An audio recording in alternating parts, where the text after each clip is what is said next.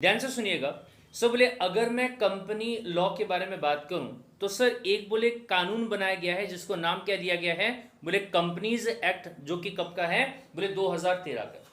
हो सकता है कि शायद आपने 11th में या 12th में आपने पढ़ा होगा कि नहीं नहीं सर, कंपनीज एक्ट 2013 का नहीं है, बल्कि कंपनीज एक्ट जो है वो तो 1956 का है। तो ध्यान से सुनिएगा कि कई सालों के बाद जो आपका कंपनीज एक्ट 1956 वाला हुआ करता था उसको आगे चल के क्या कर दिया गया, चेंज कर दिया गया, राइट। और उसको क्या बना दिया गया, 2013 का बना दिया गया। सब मतलब कहना क्या चाहते हो कि क्या जब आपका कंपनीज एक्ट 1956 हुआ करता था तो क्या तब से लेके ये वाले साल तक कोई चेंजेस वगैरह नहीं आए क्या? क्या ऐसा कहना चाहते हो? नहीं नहीं बेटा, मैं ऐसा नहीं कहना चाहता हूं, लेकिन ध्यान से सुनिएगा कि कई साल तक, यानी कि 56 से लेके अगर मैं 2013 तक की बात करूं, इतने टाइम पीरियड तक अगर आप बात करोगे, चेंजेस वगैरह जो है वो आए, लेकिन उसका जो बेस है ना, उसका जो फाउंडेशन है, उसका जो मॉडल है, वो मॉडल चेंज नहीं हुआ, प्रारूप जो है ना वो चेंज नहीं हुआ। सर ये प्रारूप चेंज होने का मतलब क्या होता है? याद कीजिए हमने कॉन्स्टिट्यूशन के बारे में बात की थी।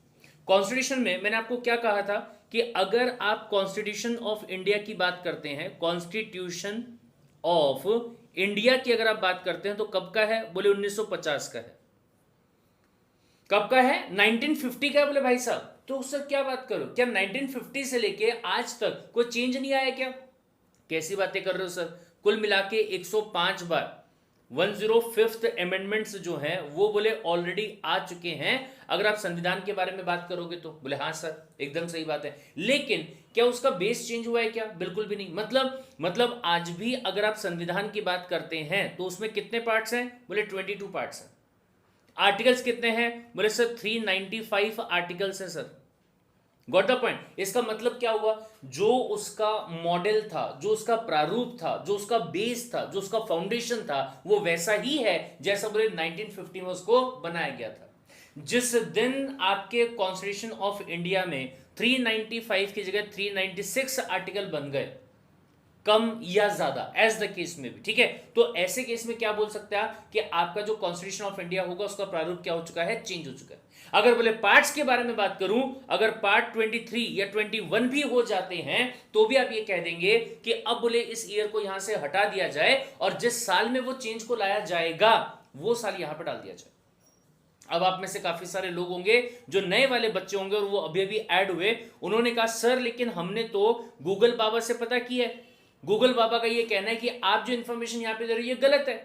पार्ट्स की बात अगर आप करेंगे तो बोले 25 पार्ट्स है, और अगर बोले आर्टिकल्स के बारे में बात करेंगे तो कोई कहता है 448 आर्टिकल्स है, कोई कहता है 444 आर्टिकल्स है, राइट। सबका अपना अपना कहना है। सर ये बहुत ध्यान से सुनिएगा, मैं आपकी ये वाली बात से सहमत हूं, ये वाली बात से भी सहमत हूं, बट आपको भी मेरी ये बात से सहमत होना पड़ेगा कि फिलहाल सिर्फ और सिर्फ 22 पार्ट्स ही हैं और आर्टिकल्स कितने हैं बेटा, 395 ही आर्टिकल्स हैं, ना कि उससे ज्यादा। सर मतलब आप दोनों बात कैसे बोल सकते हो sir, how is it possible, दोनों चीजें कैसे हो सकती है? ये बहुत ध्यान से सुनिएगा। सर बोले हो सकता है कि पार्ट नंबर 9 और पार्ट नंबर 10 के बीच में एक नया पार्ट जो है वो ऐड कर दिया गया, ठीक है, इन दोनों के बीच में एक नया पार्ट जो है वो ऐड कर दिया गया जिसको नाम क्या दिया गया, 9A। नाम क्या दिया गया, 9A। ये समझ में आया क्या? सर बोले अगर आपके कॉन्स्टिट्यूशन का बेस चेंज करना होता तो यहां पे 9A नहीं लाया जाता, तो क्या किया जाता, 22 के बाद में 23 ला दिया जाता। ये समझ में आया? ये नहीं किया जा रहा, ये नहीं किया जा रहा है, और मेरे हिसाब से शायद ना ही आगे फ्यूचर में ऐसा किया जाएगा। क्यों? अरे भैया ये पता होना चाहिए कि हमारा कॉन्स्टिट्यूशन जो है वो कब आया था, कौन से दिन हमारी कंट्री जो है वो एक रिपब्लिक वाली कंट्री बनी थी, गणतंत्र। ये समझ में आया? इसलिए उस चीज को चेंज नहीं करने वाले। तो अगर बोले सर एग्जाम में पूछा जाता है कि कितने पार्ट्स हैं तो 25 लिख के आऊं कि 22 लिख के आऊं, ये मैं आपको कई बार बता चुका हूं कि आपको यही एग्जाम में लिख के आना है। गलती से भी 25, 26, 27, 28 कुछ भी लिख के मत आ जाना, 22 ही आपको लिख के आना। ये समझ में आया? बोले ठीक है भाई साहब। फिर इसके बाद अगर मैं आर्टिकल्स के बारे में बात करूं, ये बात आपको बहुत अच्छे से पता है क्या? सर बोले हमने पढ़ा था आर्टिकल नंबर 21A,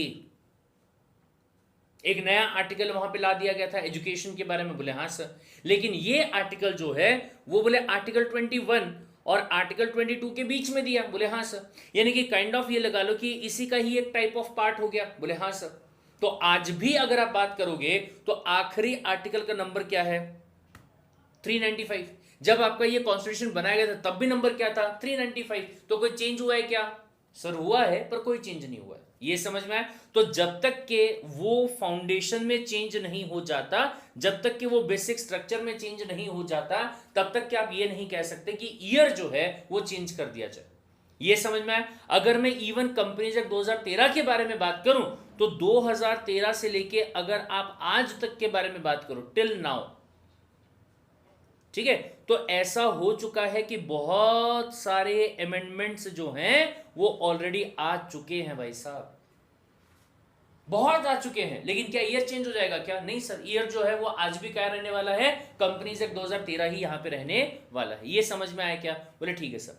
अब यहां पे ध्यान से सुनिएगा। क्या सर? बोले अगर मैं कंपनीज एक्ट 2013 के बारे में बात करूं, कुछ दिन पहले शायद मैंने आपको इसके बारे में बताया था। क्या कहा था कि सर कुल मिला के 29 तो बोले यहां पे चैप्टर्स हैं। कितने चैप्टर्स हैं? 29 चैप्टर्स हैं। और ये 29 चैप्टर्स में अगर आप बात करोगे तो बोले कुल मिला के 470 के आसपास सेक्शंस है। नॉट आसपास, सॉरी, एग्जैक्टली 470 सेक्शंस है। बोले ठीक है सर। फिर इसके बाद में अगर मैं डेफिनेशंस के बारे में बात करूं तो बोले 95 आपको यहां पे डेफिनेशंस प्रोवाइड करी गई हैं। कितनी डेफिनेशंस है? 95 डेफिनेशंस हैं। और अगर मैं रूल्स के बारे में बात करूं तो 38 से भी ज्यादा आपको रूल्स जो हैं वो बोले यहां पे प्रोवाइड किए गए। कितने रूल्स हैं? 38 से भी ज्यादा रूल्स जो है वो आपको यहां पे दिए गए हैं। और इसके अलावा अगर मैं शेड्यूल्स के बारे में यहां पे बात करूं तो कुल मिला के आपको 7 शेड्यूल जो है वो बोले आपको प्रोवाइड किए गए। सवाल आएगा आप लोगों को कि सर ये बताइए कि जो आपने कहा कि 29 चैप्टर्स है, इसमें क्या दिया हुआ है? चलिए भाई साहब देख लेते हैं इसमें क्या दिया हुआ है, वो अपन यहां पे देख लेते हैं। Is it there? No, it is not there. तो डाउनलोड कर लेते हैं। क्या डाउनलोड करना है? Companies act. ये आप लोग भी डाउनलोड कर लेंगे तो ज्यादा बेहतर रहेगा। ये देखिए, ये जो रेड वाला आपको दिखाई दे रहा है ना, ये वाली जो चीज है ये आपको करनी है डाउनलोड। ठीक है, तो ये मैंने डाउनलोड पे लगा दिया। सर इसमें क्या है? इसमें सारा का सारा कंपनी एक्ट जो है ना वो आपको यहाँ पे दिया हुआ है। ठीक है, और पूरा डिटेल में आपको बताया हुआ है कि क्या चीज़ होती है, कौन सी चीज़ का क्या मतलब होता है, वगैरह वगैरह वगैरह सारी चीज़ें जो है वो आपको यहाँ पे दी हुई है। अब ये आईपैड में इतना ही दिखाई देगा, लेकिन आपका फ़ोन जो रहता है ना उसके अंदर ये पूरा फुल आपको यहाँ पे दिखाई दे सकता है। ठीक है, यहाँ पे देखिए भाई साहब, अगर आप देखोगे तो आपको दिखाई देगा चैप्टर्स। दिख रहा है आपको? Chapter number 1, chapter number 2, chapter number 3, 4, 5, 6, 7, 8, 9, 10, ऐसे करते करते करते करते अगर आपको रोमन अच्छे से आता होगा 29। कितने चैप्टर्स है? 29 चैप्टर्स है। सर क्या लिखा हुआ है चैप्टर्स के अंदर? देखिए क्या लिखा हुआ है। चैप्टर नंबर 1 जो है वो प्रिलिमिनरी के बारे में है। सेक्शन 1 और 2 जो है वो चैप्टर 1 में आपको दिया हुआ है। चैप्टर नंबर 2 जो है वो कंपनी के इनकॉर्पोरेशन के बारे में और उसके जो मैटर्स रहेंगे उसके बारे में दिया हुआ है। सेक्शन नंबर 3 से लेके कहां तक है? सेक्शन नंबर 3 से लेके 22 तक है बोले। ठीक है सर, आगे देखिए चैप्टर नंबर 3 सब बोले prospectus and allotment of securities के बारे में बात करता है। ऐसे वगैरह वगैरह करके पूरा यहां पे अगर आप देखोगे तो आखिरी पार्ट देखिए क्या आता है। आखिरी पार्ट, इसको बहुत बड़ा करना पड़ेगा क्या मेरे को, या दिख जाएगा?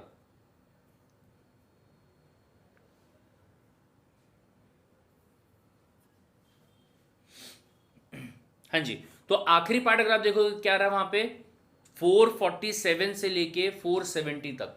लास्ट चैप्टर आपका जो है वो कौन से वाला है? मिसलिनियस वाला है। ये समझ में आया?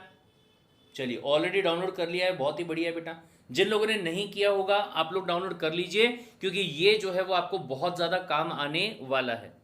जिन्होंने भी इस ऐप को बनाया है उन्होंने बहुत ही अच्छे वाला काम किया है।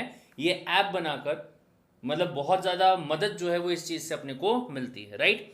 या फिर इसके अलावा अगर आप चाहो तो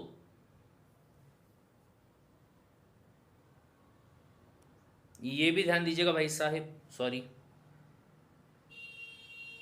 अगर आप चाहो तो यहां पे भी जा सकते हैं। सर ये क्या है? सर ये एमसीए की वेबसाइट है।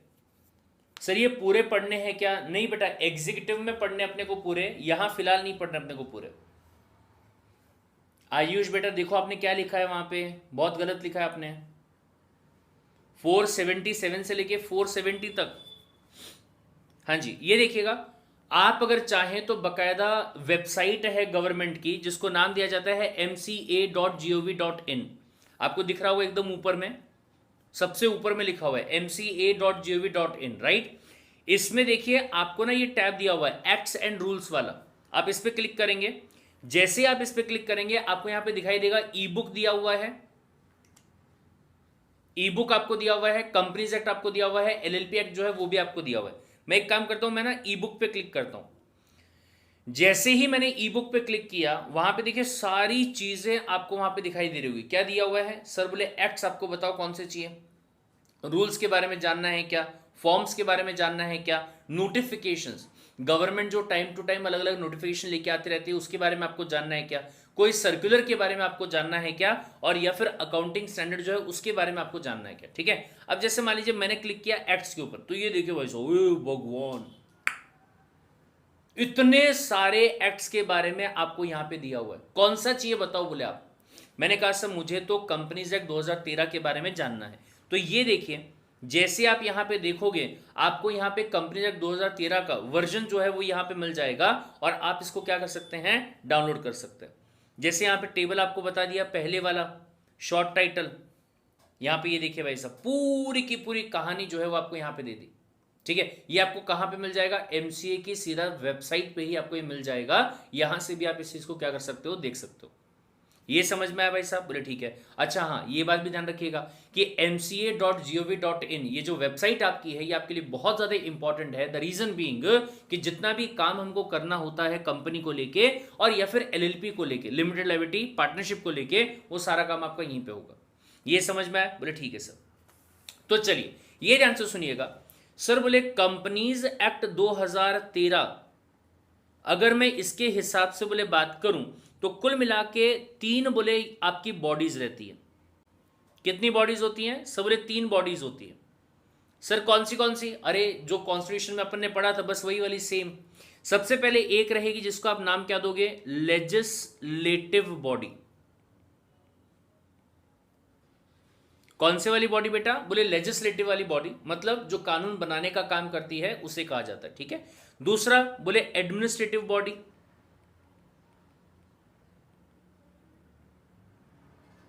सर जो बोले आपका कानून बनाया हुआ था उस कानून को अप्लाई करने का काम करती है, उसको पालन करवाने का काम जो है वो करती है।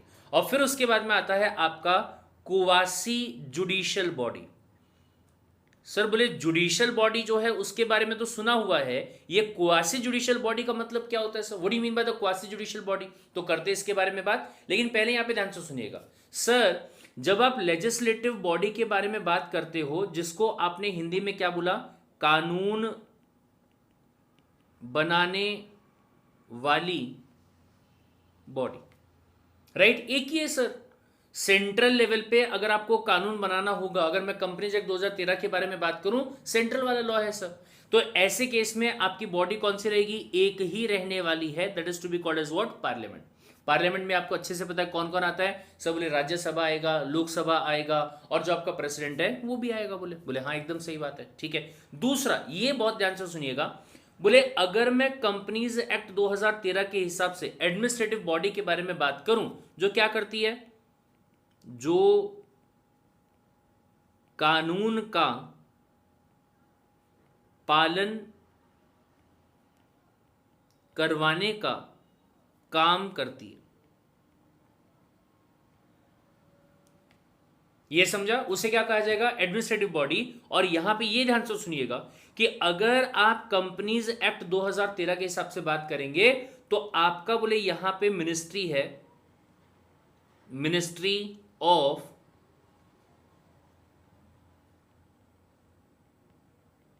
Corporate affairs. ठीक है, या फिर शॉर्ट में अगर आप इसको नाम देना चाहे तो आप नाम क्या दे सकते हैं? MC department sir. Ministry of corporate affairs बोल दो या फिर आप एमसीए बोल दो सर, दोनों का एक ही मतलब रहेगा, राइट। ये आपका हेड है जो ये इंश्योर करता है कि पूरे कंट्री के अंदर जो लॉज अपने को कंप्लाई करवाने हैं वो बोले किस तरीके से अपने को क्या करने हैं, कंप्लाई करवाने। ये समझ में आया? बोले ठीक है भाई साहब। अब यहां पे ध्यान से सुनिए, क्या सर बोलिए मिनिस्ट्री जो है वो सेंट्रल लेवल पे है, और अगर आप कंपनीज के बारे में बात करोगे तो ऐसा कोई स्टेट नहीं है जहां पे कंपनीज नहीं होंगी। सो कंपनीज कम हो सकती है किसी स्टेट में, किसी स्टेट में ज्यादा हो सकती है, लेकिन ऐसा कोई स्टेट नहीं होगा, ऐसी कोई यूनियन टेरिटरी नहीं होगी जहां पे कोई कंपनी ना हो। ये बात मानते हो आप? बोले हाँ सर। तो क्या मिनिस्ट्री ऑफ कॉर्पोरेट अफेयर्स जो है वो पूरे के पूरे इंडिया को कवर कर पाएगा? क्या अकेला तो नहीं कर पाएगा। तो क्या करना पड़ेगा सर? बोले ऐसे केस में आपको अपना पावर जो है वो डेलीगेट करना पड़ेगा, यानी कि नीचे आपकी अथॉरिटीज और रहेंगी। सर अथॉरिटी है जिसका नाम क्या दिया जाता है? Regional director.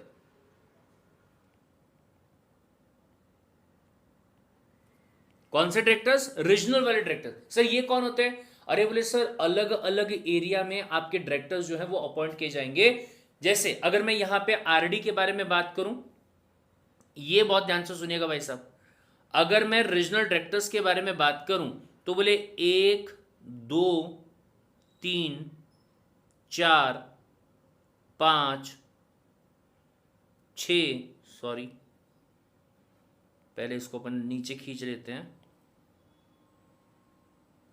6 और 7 है बोले, कुल मिला के 7 रीजनल डायरेक्टर्स है। बोले कहां कहां पे? सब बताइए जरा एक बार। सब बोले एक तो अगर मैं नॉर्थ के बारे में बात करूंगा तो आता है आपका न्यू दिल्ली में, ठीक है। दूसरा बोले अगर मैं बात करता हूं साउथ के बारे में तो आता है आपका चेन्नई में। सब बोले चारों की चारों मेट्रो सिटीज जो हैं वो बोले आप यहां पे लेके चल लीजिए। अगर मैं वेस्ट की बात करूंगा तो कहां पे आएगा? वेस्ट की बात अगर आप करोगे तो ये आपका आ गया मुंबई में, राइट। फिर उसके बाद में अगर आप ईस्ट की बात करोगे तो कहां आएगा? बोले ईस्ट की बात अगर आप करोगे तो ये आपका आ गया कोलकाता में, राइट। लेकिन इसके अलावा 3 ऐसी और जगह हैं जिसमें से एक आपका आ जाता है हैदराबाद, ठीक है। दूसरा आपका आ जाता है अहमदाबाद, और तीसरा आपका आ जाता है शिलोंग। सर शिलोंग कहां पे आता है? अरुणाचल प्रदेश में आता है, ठीक है। यानी कि शिलोंग वाला जो रहेगा, क्या मैं इसको नॉर्थ ईस्ट बोल सकता हूं क्या? हाँ सर चलेगा, कोई दिक्कत नहीं। दूसरा अगर मैं अहमदाबाद की बात करूं, क्या मैं इसको साउथ ईस्ट बोल सकता हूं क्या? हाँ सर ये भी चलेगा, कोई दिक्कत वाली बात नहीं है। लेकिन अगर मैं बात करता हूं किसके बारे में? अहमदाबाद के बारे में, तो ये बताओ क्या मैं साउथ वेस्ट बोलूं कि नॉर्थ वेस्ट बोलूं? क्या मैं इसको साउथ वेस्ट का नाम दे सकता हूं क्या, या नॉर्थ वेस्ट बोलना पड़ेगा? भैया मेरा भूगोल कमजोर है, जज मत करिएगा, ठीक है। मेरा भूगोल जो है वो कमजोर है। चलो गूगल मैप देख लेता हूं मैं कि एग्जैक्टली कहां पे आता है ये आपका Mumbai, Ahmedabad. It should be north west I guess, north west में आएगा ये, नॉट साउथ वेस्ट,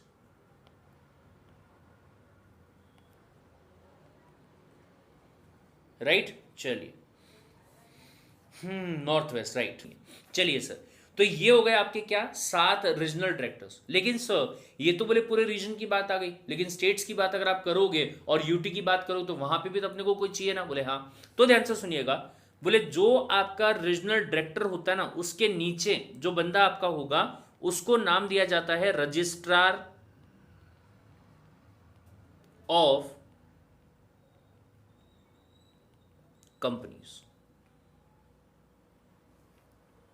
क्या नाम देंगे इसको? रजिस्ट्रार ऑफ कंपनीज, आरओसी बोला जाता है। और ये ध्यान से सुनिएगा कि अगर मैं आरओसी के बारे में बात करूं ना, तो आरओसी बोले कुल मिला के कितने टाइप के होते हैं? 2 टाइप के होते हैं। सो कौन से? एक आपका होता है जिसे कहा जाता है सीआरसी, सेंट्रल रजिस्ट्रेशन सेंटर। ये ध्यान से सुनिएगा। एक होगा जिसे क्या कहा जाता है? Central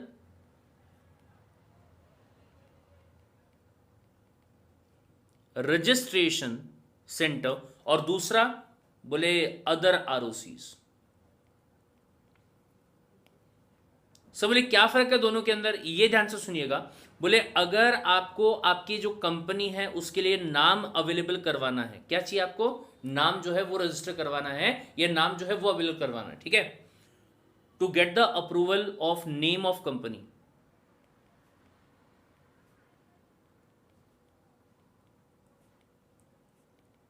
approval of name of company,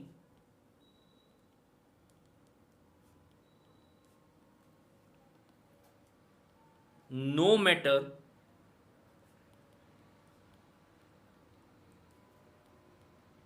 in which state you want to establish the company. ये समझा क्या भाई साहब? अगर मैं सीआरसी के बारे में बात करूंगा ना, तो पूरे के पूरे कंट्री में एक ही सीआरसी है, एक ही आपका सेंट्रल वाला आरओसी आपका रहेगा, जो कि क्या करता है, आपके कंपनी के लिए कौन सा नाम जो है वो सही होगा नहीं होगा, या वो आप ले सकते हो नहीं ले सकते हो, ये ध्यान रखिएगा। आपकी कंपनी का जो नाम रहेगा ना, वो क्या रहना चाहिए, यूनिक रहना चाहिए। सर बोले ये चलेगा क्या अगर जो रिलायंस कंपनी है उसका नाम मैं यूज कर लूं? नहीं चलेगा सर, सवाल ही पैदा नहीं होता, राइट। आपकी कंपनी का नाम जो रहेगा वो यूनिक नाम रहना चाहिए और किसी दूसरे के नाम से रिजेंबल करना नहीं चाहिए, ये बात को ध्यान रखिएगा। बोले ठीक है साहब। फिर इसके बाद में आते हैं other ROC. Other ROC where the companies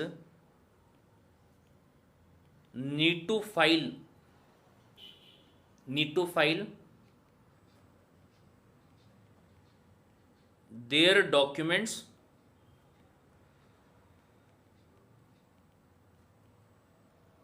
on regular basis. ठीक है, तो हर एक स्टेट में, हर एक यूटी में आपका कोई ना कोई आरओसी जो है वो रहने वाला है, जहां पे आपको क्या करना पड़ेगा, जो कंपनी का इनकॉर्पोरेशन होने के बाद में डॉक्यूमेंट्स वगैरह जो आपके रहेंगे वो क्या करने पड़ेंगे, आपको फाइल करने पड़ेंगे। ये समझ में आया क्या भाई साहब? यूजुअली अगर अपन बात करेंगे अदर आरओसीज के बारे में, अगर मैं अदर आरओसीज के बारे में यहां पे बात करूं तो ध्यान से सुनिएगा।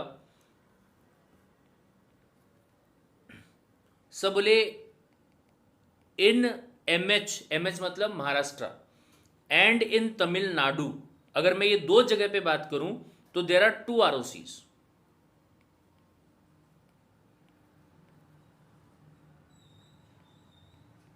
To ROCs in MH and Tamil Nadu. इसमें से अगर मैं एमएच के बारे में बात करूं तो ध्यान से सुनिएगा, कहां कहां पे है। एक बोले आपका रहेगा पुणे में, और दूसरा जो आपका होगा वो कहां रहेगा, बोले मुंबई में। फिर वहीं पे अगर मैं तमिलनाडु की बात करूं तो सब बोले एक आपका होगा जो रहेगा चेन्नई में, और दूसरा जो है वो आपका रहेगा कोयम्बटूर में, राइट। और अगर मैं अदर स्टेट्स के बारे में बात करूं तो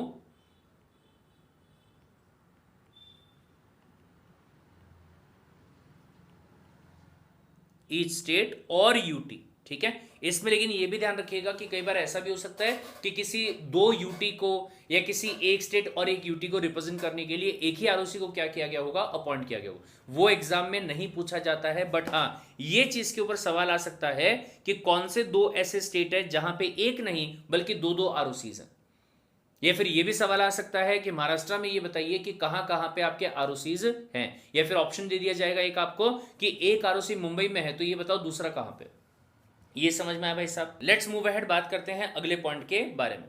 सो अगला यहां पे पॉइंट आता है क्या, क्वासी जुडिशियल बॉडी। सर ये क्या होता है, ये ध्यान से सुनिएगा। आपको मैंने कॉन्स्टिट्यूशन के हिसाब से ही बताया था कि there is something called as what, judicial body. कौन होते हैं, कोर्ट होते हैं सर। कौन से वाले कोर्ट, सिविल कोर्ट के बारे में बात कीजिए, क्रिमिनल कोर्ट के बारे में बात कीजिए, हाई कोर्ट के बारे में बात कीजिए, या फिर आप सुप्रीम कोर्ट के बारे में बात कीजिए, ये सारे के सारे क्या है, जुडिशियल बॉडी। सर क्यों?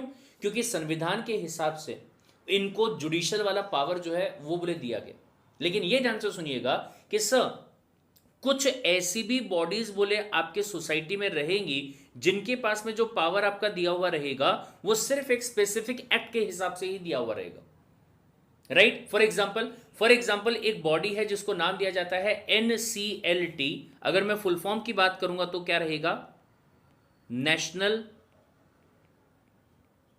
Company law tribunal.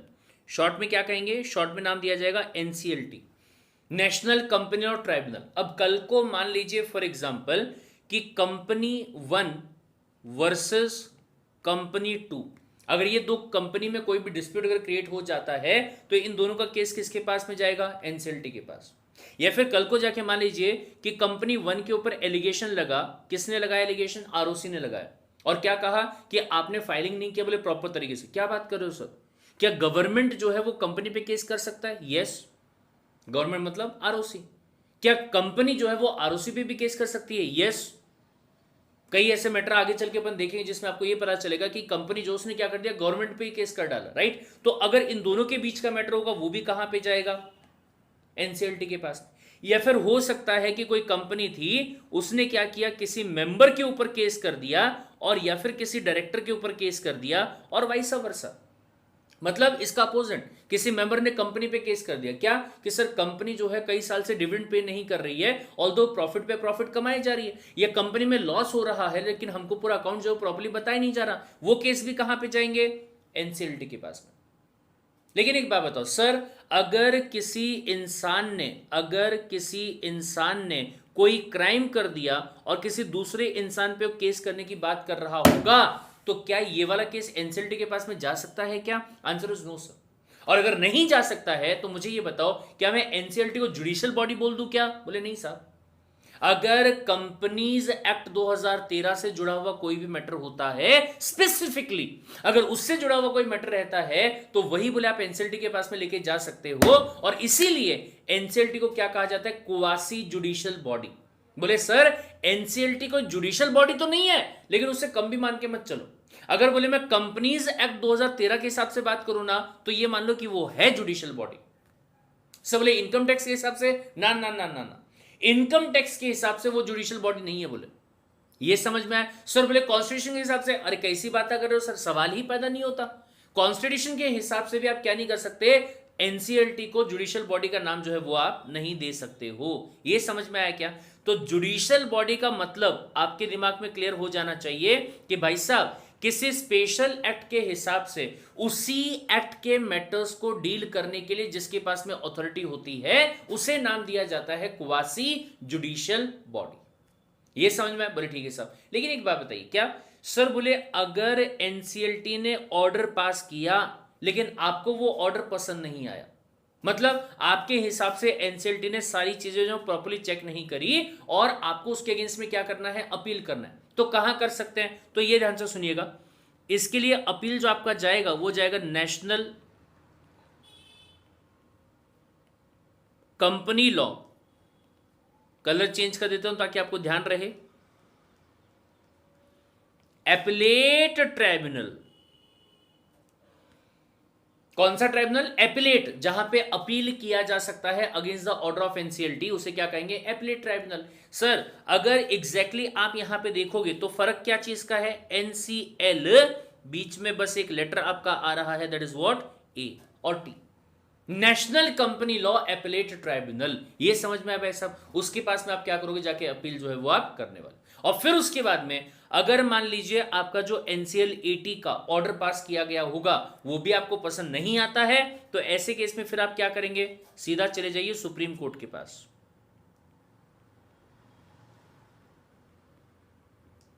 सीधा अपील जाके कर सकते किसके पास में, सुप्रीम कोर्ट के पास में। क्यों सर ऐसा, क्योंकि जो आपका एनसीएल 80 रहेगा उसके पास आप ये लगा लीजिए कि हाईकोर्ट के बराबर का पावर जो है वो दिया हुआ है। ये समझा, यानी कि इसके बाद में जो अपील आपको करना होगा कहां जाके करेंगे, सीधा सुप्रीम कोर्ट के पास में। ये समझ में आया क्या भाई साहब, यस और नो। तो कुल मिला के अगर मैं कंपनीज एक्ट 2013 के बारे में बात करूं तो ये पूरा का पूरा हिसाब किताब जो है वो आपको यहां पे दिया हुआ है। सर चैप्टर्स में क्या आता है ये मैंने आपको बता दिया। सेक्शंस में आपको क्या दिया गया होगा, ये ध्यान से सुनिएगा। सेक्शंस में आपको यहां पे दिया गया होगा प्रोविजंस।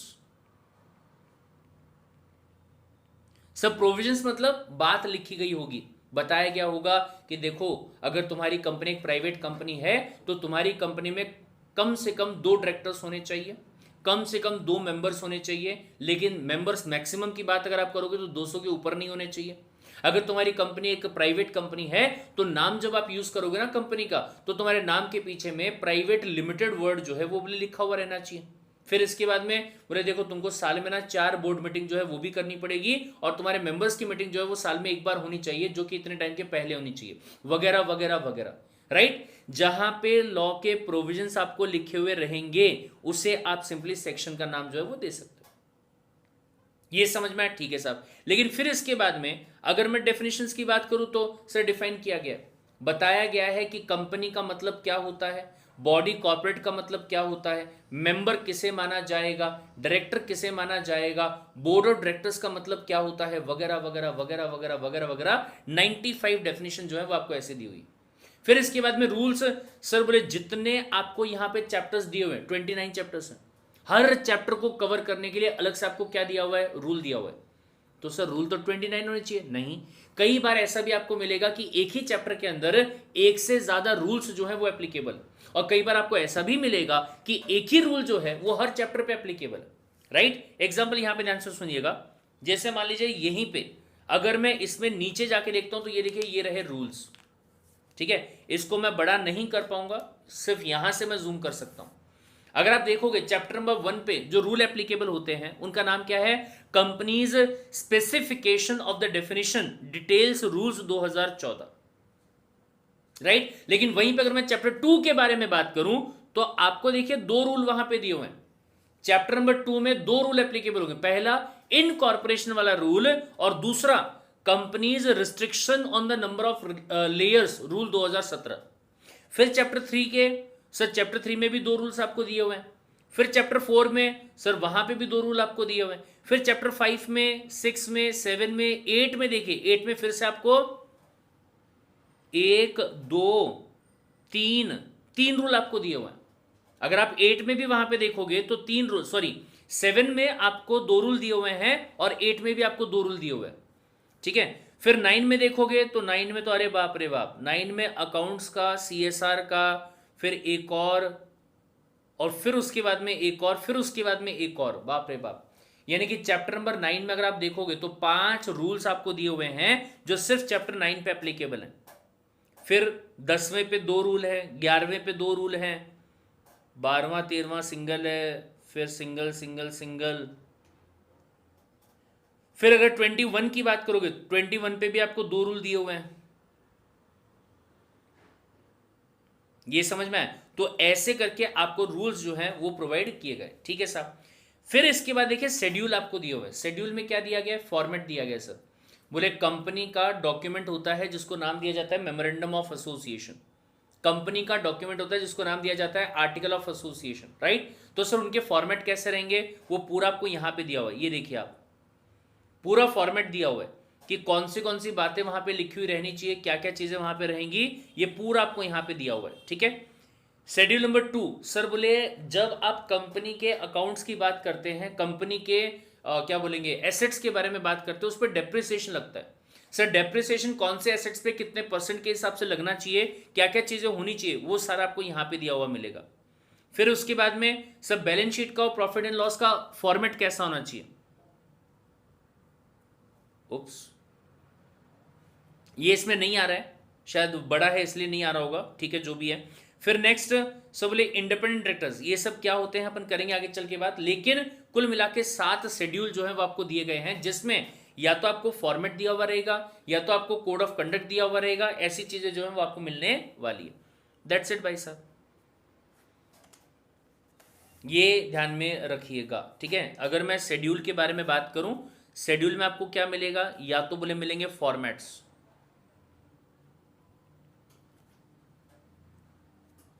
ठीक है, या तो आपको मिलेगा कोड ऑफ कंडक्ट,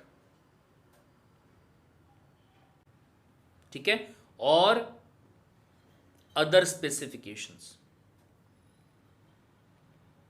ये समझ में आया क्या भाई साहब? तो ये सारी चीजें जो हैं वो आपको यहां पे मिलने वाली हैं। अगर मैं किसके बारे में बात करूं तो शेड्यूल्स के बारे में अगर मैं बात करूं तो ये समझ में आया क्या? That's it. इसको कर लीजिए भाई साहब नोट डाउन, और कोई डाउट अगर आपको होगा तो प्लीज पूछ लीजिए।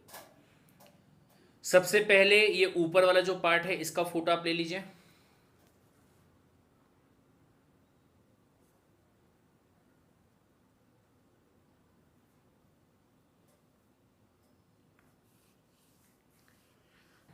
चलिए ये हो गया। फिर इसके बाद में आप ये ले लीजिएगा, एडमिनिस्ट्रेटिव बॉडी वाला और लेजिस्लेटिव बॉडी वाला।